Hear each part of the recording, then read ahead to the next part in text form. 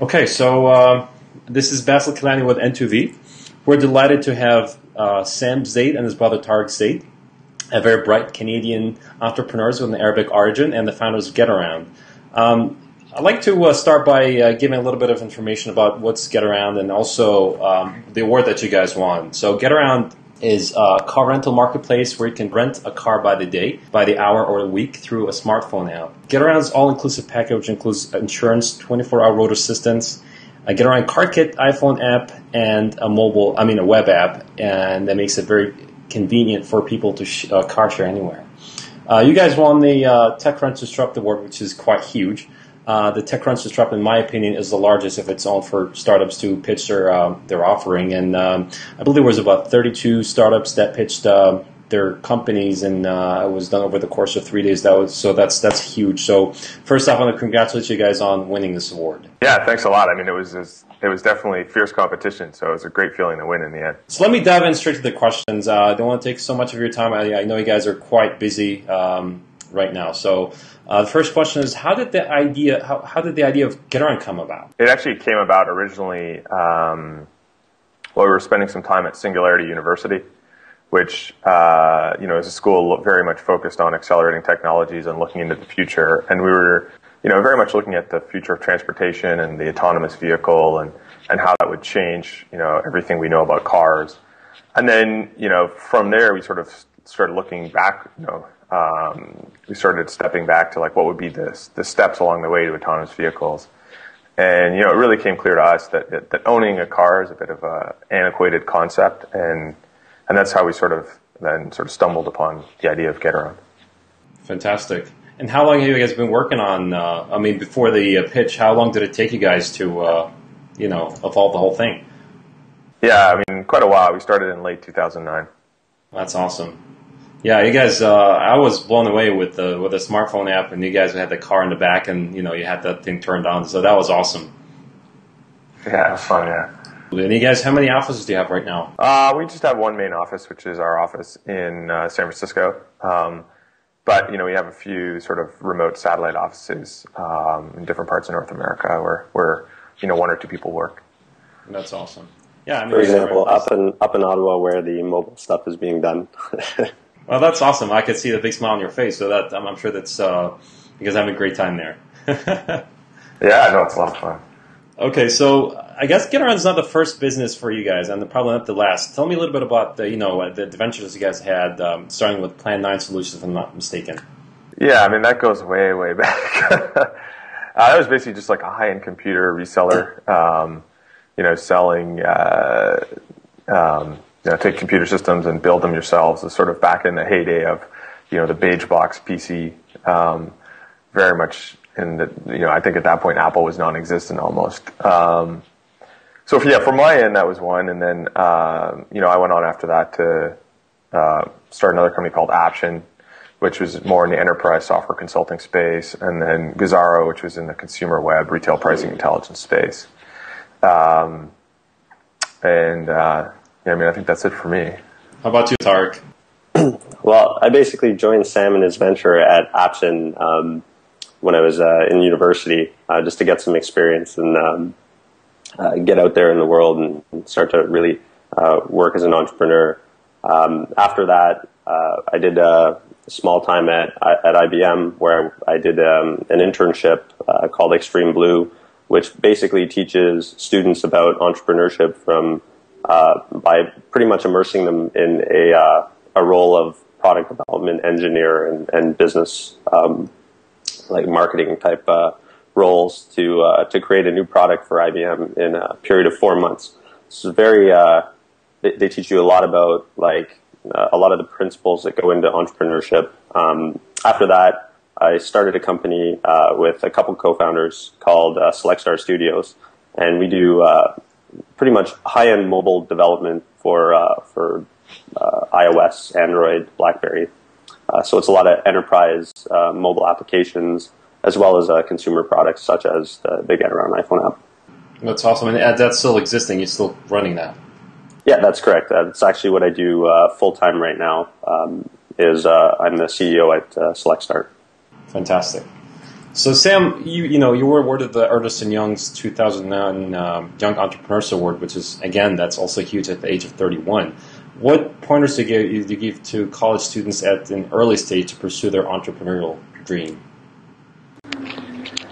Yeah, I mean, I guess I'd only say two things, at least they would apply to me. The first is to just do it. Like, I think you just, you can read all about it, you can read as many textbooks as you want, but, nothing beats just going out there and trying to do it. So I think the first piece of advice is just do it. The second is just don't give up. You got to be tenacious. I mean, certainly there's been, a lot of down periods in everything I've done, and not everything has worked. But, if you keep trying, eventually something will work. And so I think just doing it, like getting started and being tenacious along the way and just resourceful and not giving up easily is probably the best advice. It's all you need, really. So I guess connecting this to the Arab world, how do you see the connection with that? I mean, in my opinion, and we're seeing at N2V that there's a big, I guess, an internet wave. We're on the cusp of a big internet wave, and how do you see the Arab entrepreneurs pursuing such a big dream? Yeah, I mean, I'm not very well connected into sort of the Arab entrepreneurial stuff outside of the U.S. or Canada. I know a lot of guys down here that just relocate to Canada or the U.S. to really start companies. I think what's probably important, having been in, I'm myself born in England and sort of was in and around the Middle East when I was very young, and then relocated to Canada. I think, from at least some of the perspective I've seen, having traveled and started companies in Canada, I think it's really important to have some linkage to San Francisco and to Silicon Valley, just because it really helps give you perspective and a lot of the leading edge viewpoints on things, and the ecosystem here is just much stronger than anywhere else. So I think one piece of advice would be to somehow try and form some bonds with either fellow entrepreneurs or companies, or even just have a satellite office in the valley, because I think it will really help to accelerate any business anywhere, and including in different parts of the Middle East. Well, I'd like to thank you, Sam, for this comment, because we just did that. Actually, I represent N2V in the Bay Area, and we just started the operation a few months ago, so I'm glad we're on the right track. Right. Yeah, well, I think it's a great move. Awesome. So I guess, if you guys want to, name the 3 top skills for, successful entrepreneurs, what would, these skills would be? Yeah, sure. I think vision's really important. You need to have a really strong idea of what it is you're trying to achieve. If you don't have a clear vision of what you want to get in the end, it becomes difficult along the way to realize what your objectives are and what you need to do to get to that final end vision, as well as to realize when you need to potentially pivot if you run into hurdles along the way. So I think vision is important. Perseverance, as Sam mentioned previously, is huge. I think that's probably the most important one, which is just don't give up, right? No matter how hard it gets, being in business isn't easy. And if it was easy, everybody would be doing it. And I know you hear that all the time, but it's true. I know when I started Select Start, I started it initially to make a mobile gaming technology, which was proved to be very difficult. And, we never ended up getting to market with the product. And to be honest, our competitor OpenFaint did before us. Look what happened to them. They got pretty big pretty quickly. And, we had to pivot quickly. So again, vision, important, and, perseverance, not giving up and trying to find a way to make your business fit. And that's what we did. Turned into a professional services startup, but it's going very, very well. And we're doing a lot of really, really cool technologies now. We're in the process of spinning out another company in the mHealth space called Adaptive, getadaptive.com. It's a clinical EMR viewer on the iPad for large health organizations, so big hospitals essentially. And a third one, that's a good one. Give me a minute to come back to that. I'll think of one and then. Yeah. Right. So, I mean, I guess, this is one of those weird questions where I'm not sure if there really are just three top things. I think one of the things about being entrepreneurs, you have to be good at a lot of things, not necessarily great at all of them. But, if I had to pick three, I'd go with passion, because that'll inspire people around you. Tenacity, because if you give up, everyone else will give up. And resourcefulness, because you're just going to have to be very agile and adaptive, as you start a business. Absolutely. You got to be a fighter. I mean, otherwise it's just going to crumble down. It's going to fail. Yeah. So I guess describe, how the daily, life of Getaround and Select starts. How fun is how's working, and I guess how many hours do you guys put in a day? Yeah, I'll go first. So I mean, we have a pretty fun, like, easygoing culture. It's a work hard sort of culture, but nobody takes themselves too seriously. So there's a lot of poking fun at one another, or shooting people with Nerf guns or whatever, what have you, right? But the work hours are pretty long. I'd say me myself, I try to work at least 12 hours a day. Probably end up putting 12 to 14 hours each day, and putting time in on weekends too. And I think that generally everyone at Getaround puts in much more time than they would otherwise. But it's partially part of the culture and just passion people have for really what we're doing. And it's fun. It's not like, I think if it feels too much like work, people won't do it. But if it feels like, it's fun and you're really doing something that has meaning, then, I think almost anyone would put in more time in that type of a scenario. Yeah, you said the magic word, passion. And if you have passion, then, you won't actually, consider this as work. It's just part of your life, that's fun and you want to pursue. Yeah, totally. Absolutely. Yeah, I was definitely going to say the same thing. Realistically, I don't even know how many hours a day I put in to work. Oh, I like that answer. I'm at the office. I'm at the office. Just because you can't count, that's why. yeah, maybe. 25 hours a day. How's that? Okay. No.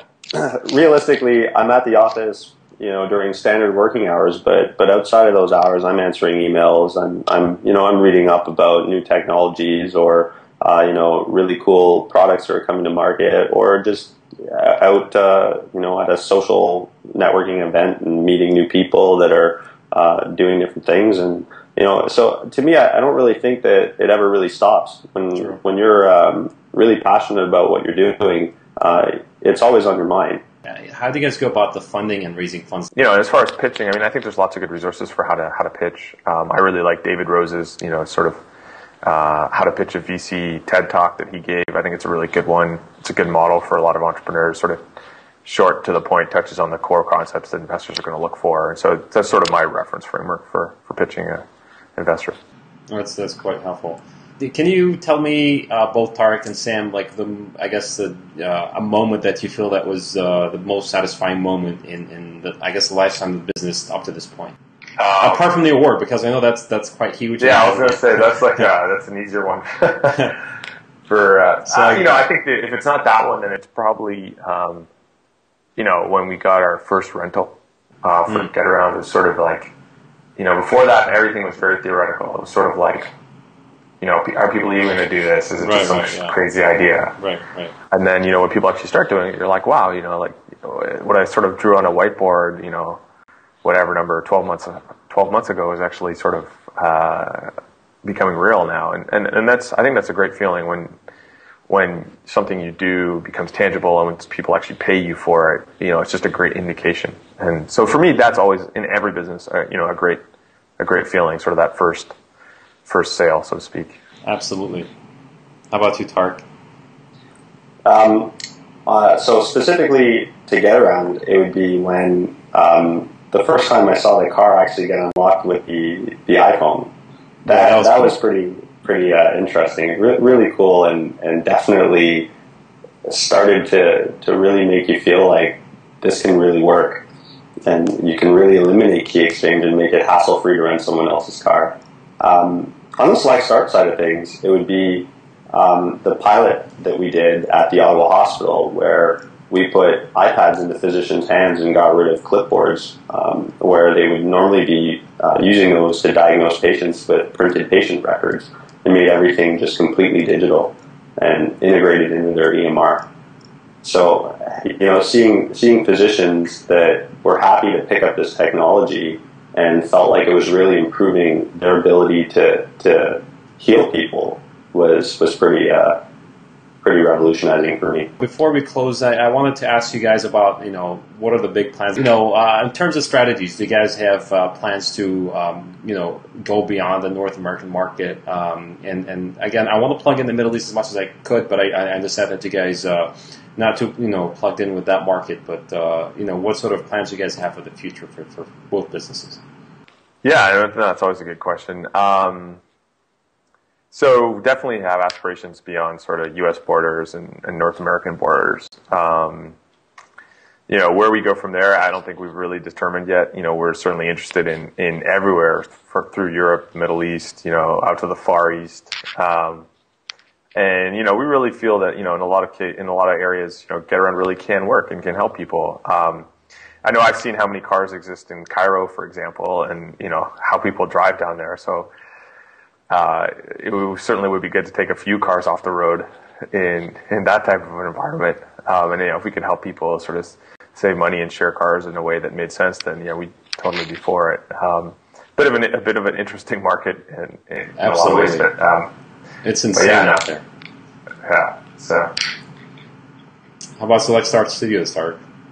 Well, on Select Start, we're actually just in the process of getting into the U.S. now. Okay. So we're setting up a couple sales offices. On the adaptive front, we are actually looking at the Middle East as a market that we will probably have to play in soon.